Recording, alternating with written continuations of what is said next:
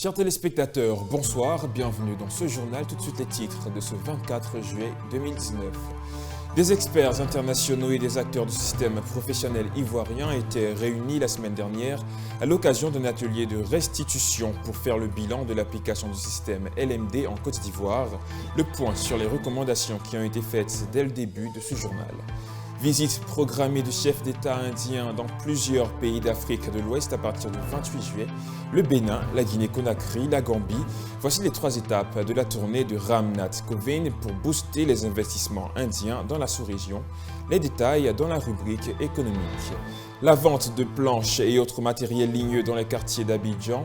Le sujet a fait l'objet d'un reportage dans le cadre de notre dossier entrepreneuriat. Comment les détaillants s'en sortent-ils? Quelles sont les difficultés rencontrées dans ce secteur? Rendez-vous dans la toute dernière partie de cette édition, juste avant l'instant Tombola, cette belle monnaie. Merci donc de nous suivre. L'université Félix Houphouët-Boigny d'Abidjan a servi de cadre ce jeudi 18 juillet à un atelier de restitution portant sur le bilan de la mise en œuvre du système LMD en Côte d'Ivoire. Des experts internationaux venus notamment de la France ont animé ce séminaire au cours duquel des recommandations ont été faites pour une amélioration des conditions d'application de ce système de formation en Côte d'Ivoire. Selon Philippe Dulbecco, expert international français chargé de l'étude du bilan, le système LMD est une réalité incontestable en Côte d'Ivoire. Il faudrait sans doute passer à sa phase 2 qui appelle à un rôle plus actif de l'État pour réguler et accompagner les acteurs dans le déploiement du LMD. Cette phase nécessite selon lui de se focaliser davantage sur les étudiants. C'est le Grand Théâtre national du Dakar au Sénégal qui a été choisi par l'Agence universitaire de la francophonie pour abriter la finale de l'édition 2019 du concours international d'exposés universitaires Ma thèse en 180 secondes. 18 doctorants issus de plusieurs régions de la planète seront donc en confrontation le 26 septembre prochain pour cet exercice de haut niveau qui consiste à présenter une thèse en 3 minutes. Les épreuves écrites du BTS session 2019 en Côte d'Ivoire démarrent ce lundi 29 juillet. Plus de 56 000 candidats seront donc confrontés à une série d'épreuves qui commence avec celle des techniques d'expression française. Le sujet a justement été évoqué dans un numéro de l'émission Complément de cours présenté par Mohamed Khalif Diakité qui recevait sur le plateau comme invité le professeur Yeo Ahmed. On en suit un extrait. Et donc, professeur, nous en venons à une autre réalité. C'est que le bruit court, que ce qui fait la particularité de l'épreuve de technique d'expression française, ce sont les longs textes, des verbes compliqués, un lexique trop soutenu. Le résumé, la production écrite, vraiment, professeur, instruisez-nous sur des techniques pour que les étudiants assimilent mieux cela. Tout de suite, je vous dis que les étudiants ne lisent pas ou ne lisent pas trop. Ça, c'est le premier point, parce qu'il faut lire. Il faut beaucoup lire. Et lorsque vous lisez, vous rencontrez des mots, forcément, que vous ne connaissez pas. Donc, vous prenez note. Moi-même qui suis enseignant, j'ai un carnet toujours sur moi. Voilà. Pour des prises de notes, parce qu'on ne finit jamais d'apprendre. Et on est toujours en perpétuelle recherche de savoir et de connaissances. Donc, il faut toujours avoir sur soi un carnet de prise de notes. Et on prend note, on prend note, on prend note. C'est ainsi qu'on enrichit son vocabulaire.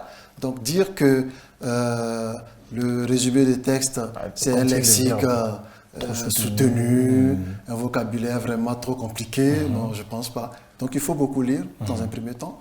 Et ensuite, après la lecture, après les prises de notes, on fait des recherches. Dans le dictionnaire, ce mot-là que j'ai énuméré, ça signifie quoi? Ce mot-là, quelle est sa définition? Et en fonction de ça, j'enrichis ainsi de suite mon vocabulaire. Voilà. Et au-delà, maîtriser, comme je l'ai dit tantôt, la méthodologie de la technique d'expression. Et vous savez avec moi que pour le sujet de technique d'expression, il y a des questions de compréhension, il y a des questions de vocabulaire. Donc, en lisant, forcément, vous allez rencontrer des mots et vous allez pouvoir facilement répondre aux questions de vocabulaire. Il y a le résumé de texte. Et dans le résumé, je le dis tout de suite, il faut prendre le temps de lire et de relire le texte 2 à 3 fois afin de maîtriser les contours et aboutissants. après lecture, vous prenez la peine de tenir compte des connecteurs logiques. Puisque ce sont ces connecteurs-là qui vont vous permettre de relier les idées essentielles que vous aurez reformulées, n'est-ce pas, entre elles. Voilà. Ensuite, vous essayez de lire et respecter la consigne. Parce que très souvent, et j'ai été confronté à plusieurs reprises à cela, il y a des étudiants qui se croient malins. Quand vous leur dites, résumez ce texte en 150 mots par exemple, avec une marge de plus ou moins 10%. Lorsque l'étudiant est en face d'un long texte, il n'a pas le temps généralement de compter le nombre de mots, mot par mot, comme on le dit. Il y a une technique qu'il faut essayer d'adopter. Il s'agit de quoi? D'utiliser le nombre de mots. C'est un exemple des 5 premières lignes. Comprenez? Et quand vous avez le nombre total de mots des 5 premières lignes, vous le divisez par 5. Pourquoi? Parce que c'est le nombre, ce sont le nombre de mots des 5 premières lignes que vous avez utilisées. Vous les divisez par 5 et le nombre que vous allez trouver, vous multipliez ce nombre-là par le nombre total de lignes contenu dans le texte. Et vous aurez un nombre approximatif, n'est-ce pas, total de mots du texte initial. Voilà, c'est pourquoi on vous donne généralement la marge de plus ou moins 10%. Et donc, ce nombre de mots connus, on applique maintenant la consigne, le 1/3. Voilà, le 1/3, vous divisez par 3. Et après avoir divisé par 3, vous allez forcément avoir un nombre. Et maintenant, vous calculez la marge, plus ou moins 10%. Plus ou moins 10%. Est-ce à dire que ce nombre-là, on fait plus 10 et plus 10%? Ah non. Là, c'est ce qui trompe beaucoup certaines personnes quand on dit plus ou moins 10%, ils disent, bon, je n'ai qu'à ajouter plus 10 et moins 10. Non, vous multipliez le nombre que vous avez eu en divisant par 3, parce que vous avez eu le nombre total approximatif du mot du texte. Vous le divisez par 3, n'est-ce pas, puisqu'on vous a demandé de résumer au 1/3. Et quand vous le divisez par 3, le nombre de mots que vous allez obtenir, vous le multipliez, n'est-ce pas, par 10 et vous le divisez par 100. Vous allez avoir, n'est-ce pas, la marge de tolérance. La marge de tolérance. Sinon, ce n'est pas forcément plus 10 mots et moins 10 mots. Et donc, c'est cette marge de tolérance, une fois connue, et qu'on applique maintenant à l'autre... au texte de résumé final. Voilà. D'accord, bien. Et c'est cette consigne qu'il faut absolument respecter. Ne pas aller en dessous du nombre de mots tolérés, n'est-ce pas? Et puis, au-delà, n'est-ce pas, du nombre de mots tolérés également. L'emprunt obligataire émis par le Trésor public ivoirien sur le marché de l'UEMOA s'est soldé avec succès ce mardi 23 juillet. Sur le montant d'adjudication de 25 milliards de francs CFA émis, ce sont plus de 27,002 milliards de francs CFA qui ont été recensés, soit un taux de couverture de 108%. Au final, la Direction générale du Trésor et la comptabilité publique de la Côte d'Ivoire n'a retenu que 26,202 milliards, ce qui représente un taux d'absorption de 97,04%. Au Mali, le gouvernement vient d'annoncer le début des opérations d'apurement de la dette d'intérieur évaluée à un montant de 100 milliards de francs CFA. La première phase concernera essentiellement les entreprises créancières dont le montant de la dette se situe 500 millions et 1 milliard de francs CFA. Les paiements qui ont débuté la semaine dernière devront éponger l'entièreté de la dette due au titre de l'année 2018. Cette mesure vise notamment à soutenir la croissance du secteur privé en permettant à ses principaux acteurs de disposer de moyens nécessaires pour relancer les investissements. Renforcement de la coopération bilatérale entre l'Inde et la sous-région d'Afrique de l'Ouest. Le chef de l'État indien Ram Nath Kovind se rendra en tournée à partir du 28 juillet dans 3 États de la région, en l'occurrence le Bénin, la Gambie et la Guinée-Conakry, dans le but de relancer les investissements indiens dans la région. Ram Nath Kovind sera accompagné d'une forte délégation d'hommes d'affaires qui viendront donc explorer les opportunités d'investissement dans ces différents pays. 768 millions de dollars, c'est le montant que l'État zimbabwéen estime nécessaire aux travaux de reconstruction après les dégâts causés par le cyclone Idai dans le mois de mars, qui avait fait au moins 259 morts et près de 270 000 sinistrés. Selon le ministère des Travaux publics et de l'Habitat, les dégâts se concentrent essentiellement dans les districts de Chimanimani et de Chimpingue dans l'est du pays et les principaux secteurs touchés sont ceux des infrastructures publiques et du logement. Près de 60 000 personnes sont toujours déplacées dans les camps de transit du fait de ces inondations. La COMESA, le marché commun de l'Afrique orientale et australe, bénéficiera d'un fonds de 300 millions de dollars de la Banque africaine de développement pour redynamiser le commerce intérieur. Ce financement sera mis à la disposition des 15 États membres via une facilité de crédit accordée à la Banque de commerce et de développement d'Afrique orientale et australe, TDB. La particularité de ce financement, c'est qu'il comporte un accord de participation au risque de sorte à permettre aux entreprises bénéficiaires de tirer le meilleur profit des lignes de crédit qui seront mises à leur disposition. L'objectif visé par la BAD est également de doter le marché de la COMESA du dynamisme nécessaire pour intégrer la ZLECAf, soit la zone de libre-échange continentale d'Afrique. L'accès au logement, l'une des réalités les plus pernicieuses de l'environnement socio-économique en Afrique, coûts de location exorbitants, achats de terrains et de construction onéreux, système foncier délétère, bref, quelques personnes à Abidjan ont accepté de se prononcer sur le sujet au micro-trottoir de nos reporters. Voici ce qu'ils en pensent. L'accès au logement en Afrique, bon, bien vrai que c'est aussi difficile, mais ce n'est pas aussi impossible, bien que il y a des zones peut-être qui ne sont pas trop habitables, mais bon, faire avec. Pour avoir un logement, pas du tout facile.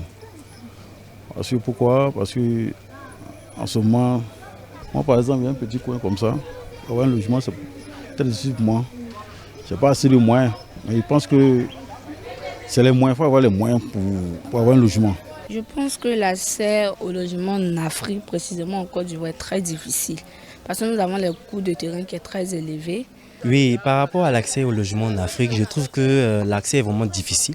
Je pourrais dire même encore pénible parce que elle ne permet pas, le système établi ne permet pas à toute la population, surtout à la classe basse, de vraiment avoir un accès au logement facile. Oui, mais ce n'est pas du tout facile. Quand par exemple vous prenez le cas d'un fonctionnaire qui a à peine 150 ou 200 000 par mois et qu'on lui demande comme apport personnel quelque chose de 2 à 3 millions, vous voulez qu'il aille dégoter ça où? Déjà l'apport même constitue un prêt.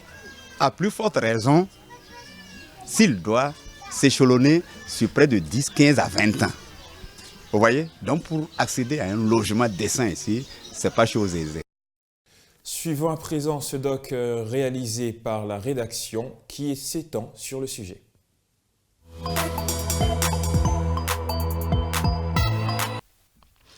S'il est un défi des plus importants auxquels les gouvernants sont confrontés en Afrique, et ce pour une période qui risque de s'étendre sur des décennies, c'est bien celui du logement. Combien sont-ils ces Africains, notamment ceux vivant au sud du Sahara, à être en mesure de se procurer un logement dans des conditions décentes? Selon une étude de la Banque mondiale, les investissements consentis dans l'accès au logement représentent une part marginale de 6% du PIB. Dans une perception synoptique de la situation des États de la région, ce qui dénote de la précarité des infrastructures disponibles dans le secteur. Entre autres problèmes qui minent le secteur, la paupérisation aggravée des couches sociales déjà vulnérables. 41% de la population d'Afrique subsaharienne vivant en dessous du seuil de pauvreté, la croissance exponentielle de la démographie avec un nombre approximatif de 472 millions de citadins en 2018 et des prévisions de croissance établissant le nombre de populations installées en Afrique subsaharienne à 1,2 milliard d'habitants en 2050. Ce tableau, il faut le dire, auquel il faut ajouter la cherté de la vie dans les zones urbaines d'Afrique, ne peut que contribuer à assombrir la situation du logement en faisant grimper les prix des logements informels mis à disposition par des propriétaires privés et resserrer les possibilités d'investissement des populations dans des projets de logement. Toujours d'après la Banque mondiale, le coût de la vie dans les grandes agglomérations africaines est de 29%, plus élevé dans les villes africaines que dans les autres régions du monde, pour un niveau de revenu plus bas, estimé à 1 000 $ en moyenne par habitant par an, contre 3,600 $ dans les autres régions à taux élevé de pauvreté dans le monde. Pour atténuer ce phénomène, l'institution du Bretton Woods fait des recommandations dans le sens de la régularisation des marchés fonciers, de la clarification des droits de propriété et de l'institution de politiques efficaces d'aménagement urbain afin de rassembler les territoires. Autre recommandation, il faut investir tôt et de manière coordonnée dans les infrastructures afin de relier ensemble tous les éléments du développement urbain, résidentiel, commercial et industriel. Par ailleurs, il convient les États de mettre en place des systèmes de régulation drastiques, des normes de location de logements afin d'éviter les surenchères observées dans bien de villes africaines.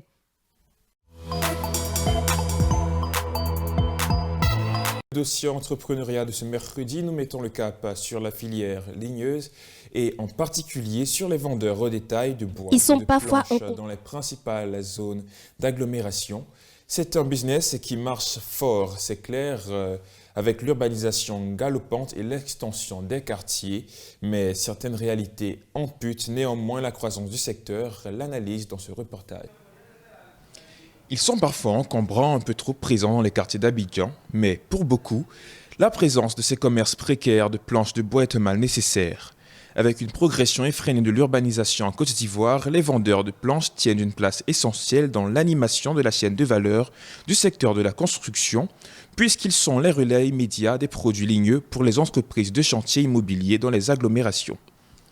Cette position stratégique qui fait de ces commerçants majoritairement issus des pays de la sous-région des acteurs incontournables du secteur en pleine expansion, surtout dans les nouvelles zones d'Abidjan. Dans ce métier, je suis arrivé à sentir, c'est-à-dire souvent je travaille, bon, je gagne pour moi dessus, j'arrive à nourrir ma famille à la maison, ça suffit pour moi. Les gammes de produits proposées par ces détaillants sont variées. Généralement, dans ces commerces de bois, on retrouve de toutes sortes de bois pouvant servir à la matérialisation de chantiers immobiliers.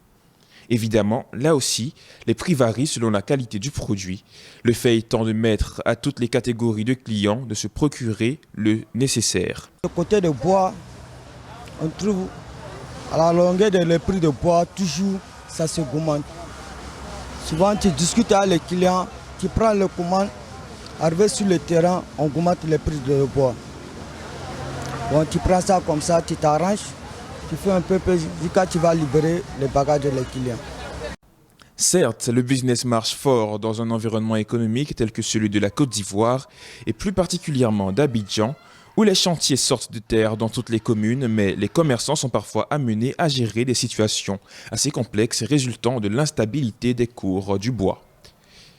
Pour beaucoup d'entre eux, si l'État revoyait à la baisse les taxes sur l'exploitation de la filière ligneuse, au-devant de laquelle se trouvent des scieries où ces commerçants disent s'approvisionner, le niveau de rentabilité aurait été bien plus important pour ces chefs de micro-entreprises dont la présence dans le secteur se justifie pour la plupart par le facteur héréditaire, le fils ayant appris le métier du père.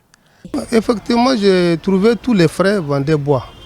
Et les quincailleries et les peintures, donc j'ai trouvé que nos frères vendaient les bois. Donc moi aussi je me suis intégré dans les bois. D'abord j'ai passé par Outro, après j'ai commencé à vendre les bois. Bon, les difficultés sont énormes parce qu'il faut payer les taxes. Avant, il y a d'autres taxes qu'on connaît, aujourd'hui il y a d'autres taxes qu'on ne connaît pas, mais ça s'ajoute seulement, donc on ne sait pas. À l'observation du landerneau économique en Côte d'Ivoire, le commerce du bois est l'un des secteurs les plus dynamiques et les plus viables au regard du taux de croissance de la population estimé à 2,6% par an, selon un recensement officiel datant de 2014, et du taux d'urbanisation qui se situait à 51,6% pour 2017, toujours selon les chiffres émanant de l'Institut national de la statistique. Eh bien, chers téléspectateurs, il est à présent temps d'apporter de la joie dans les cœurs et c'est au travers de la traditionnelle tombola, c'est le peine-monnaie.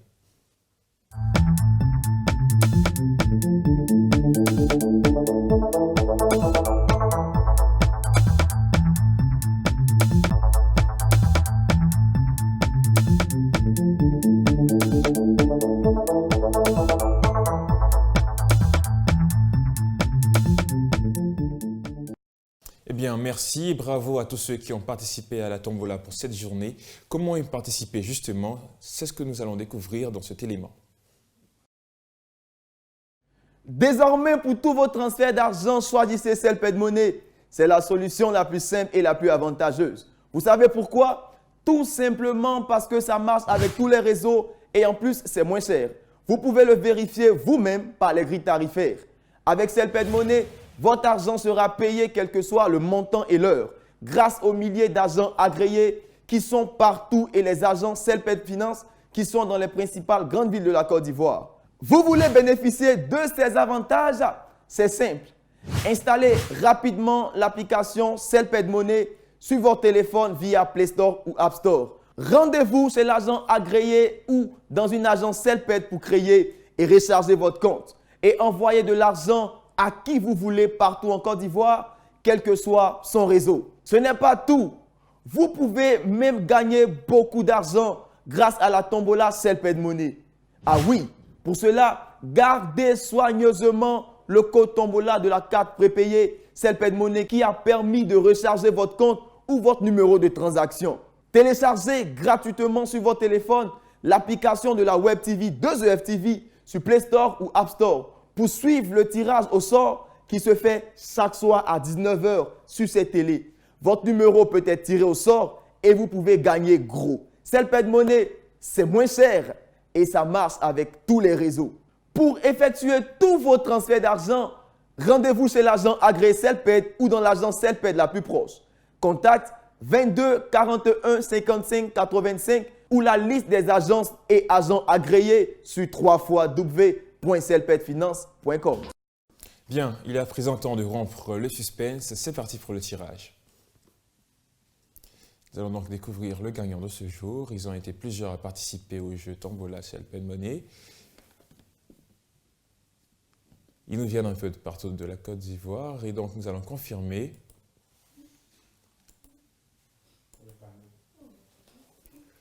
Le vainqueur du jour nous vient de la localité de Bouaké et a le code Tombola D003 327.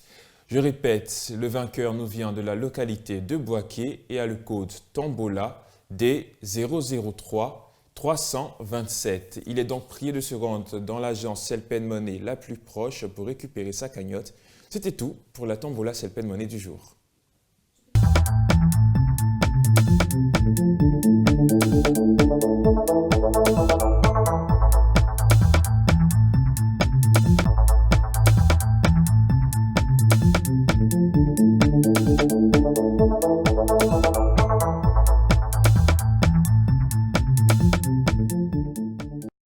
Donnons-nous à présent quelques instants pour suivre le cours du franc CFA à l'international pour cette journée.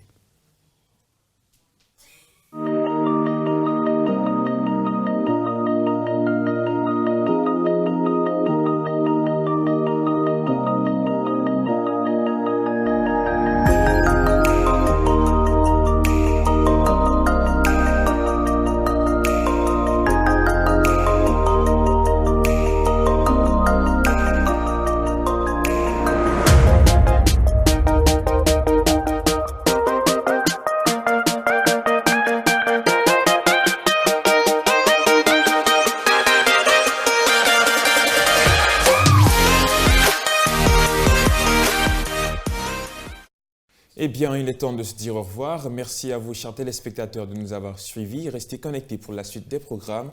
Rendez-vous demain, même heure. Jusque-là, portez-vous bien et restez connectés sur 2F TV.